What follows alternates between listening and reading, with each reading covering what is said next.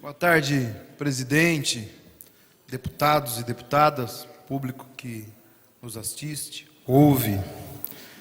Quero aqui falar em nome do Partido dos Trabalhadores, Partido Eleito dos Trabalhadores. Falar da importância que foi feita pelo STF na semana passada em se cumprir o que está escrito na Constituição. Quero lembrar, presidente, que o choro é livre e o Lula também. E não adianta ficar com mimimi, como assim faziam antes, usavam o termo mimimi, reclamando, odiando, proferindo palavras pesadas. Respeito muito meus colegas que falaram aqui antes. Todos eles sabem que eu tenho um bom relacionamento com todos, trato todos bem, mas algumas vezes usam palavras pesadas, usam o ódio. E o Leandro Carnal coloca para a gente que o ódio é uma interrupção do pensamento. É uma irracionalidade paralisadora. E como pensar é árduo, odiar é fácil. Então a gente tem que tomar cuidado quando a gente fala muito odiando. Que o ódio se refere ao que você espera no outro. Às vezes a gente tem que tomar cuidado. Quando eu vejo as pessoas hostilizarem tanto um ex-presidente e vejo as pessoas da oposição ficando 45 minutos ouvindo todo o discurso, tira o chapéu para esse Lula, que esse cabra é bom mesmo. Fez todos eles assistir para poder falar o que estão falando aqui hoje. Cada um fala de uma forma, respeito todas. Cada um fala de um jeito.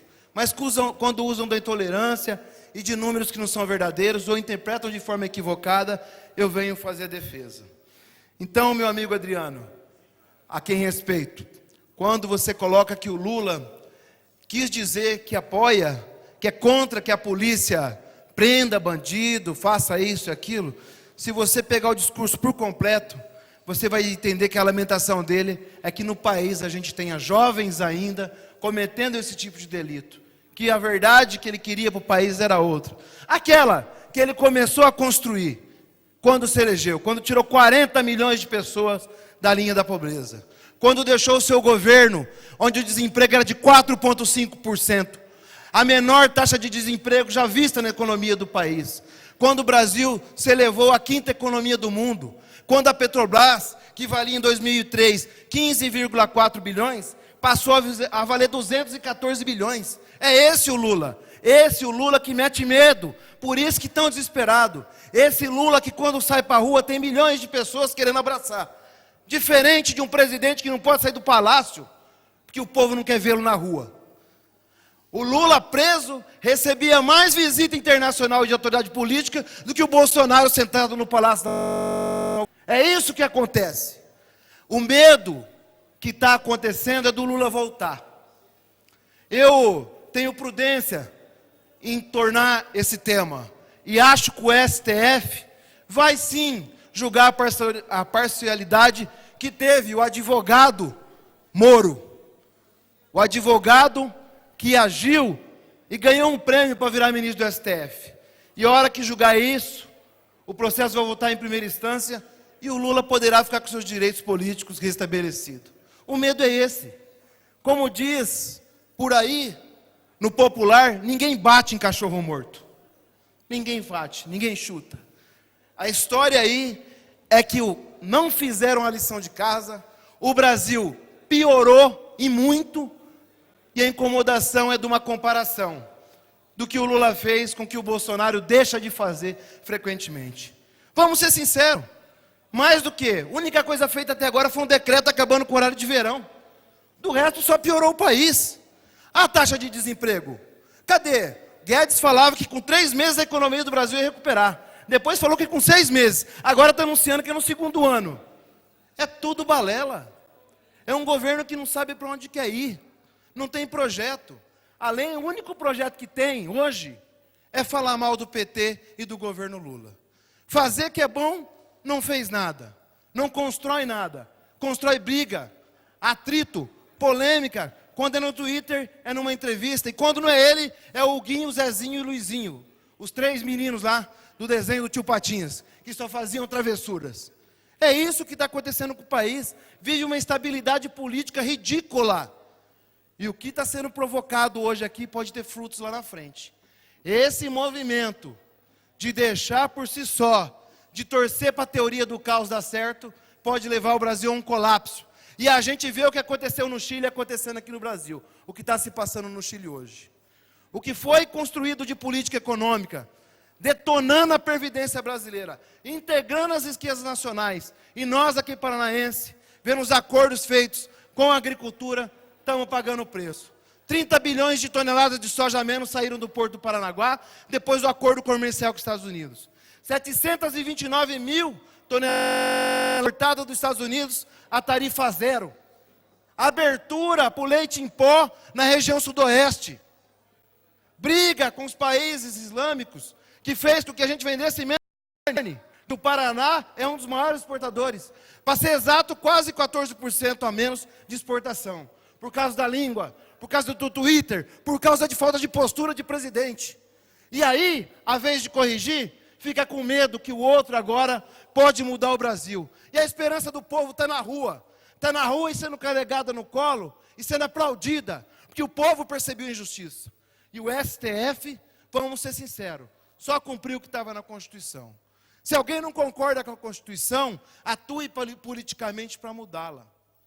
Mas não jogar a culpa nessa decisão agora.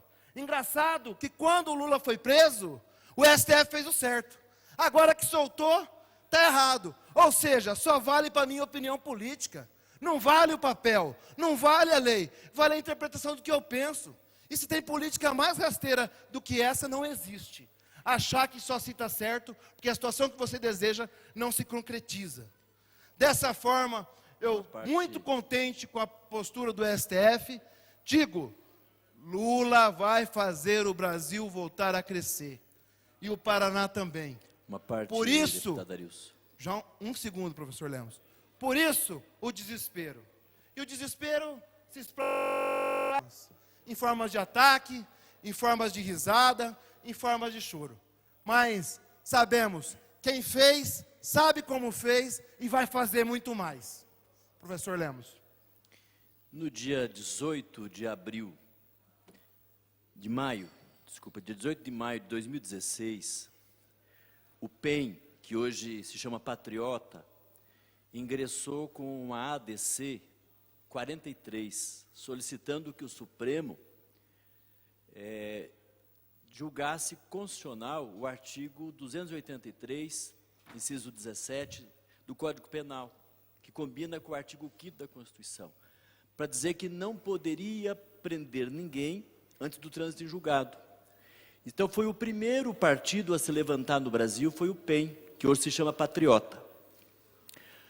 A OAB, um dia depois, no dia 19 de maio de 2016, ingressou com a ADC 44. E em abril de 2018, o PCdoB ingressou com uma ADC 54. Então, veja o que acontece. E quem mais fez a defesa foi a OAB Nacional, dizendo que o Supremo precisava firmar jurisprudência. Mas isso vale para todos os brasileiros. Não é apenas para o ex-presidente Lula. E aí o Supremo demorou. Por isso que de 2016 até agora, alguns juízes mandaram prender, outros mandaram soltar. E o correto é firmar jurisprudência, o que aconteceu na última semana. Então prevaleceu o Código Penal, prevaleceu a Constituição. Por isso que já tem uma proposta de emenda constitucional para buscar mudar a Constituição. Se de fato a Constituição for mudada, mudará o Código Penal, e aí nós teremos, de fato, para qualquer brasileiro condenado em segundo grau. Então veja que isto é importante ser explicado. E aí, por isso a OAB ingressou.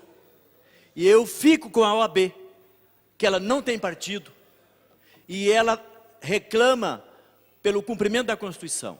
Então, se a Constituição não está boa, tem que mudar a Constituição. E não é a justiça que pode prender quem quiser, seleciona para prender. Prende alguns e solta outros. Agora, vale para todos os brasileiros. Obrigado da parte, professor Lemos.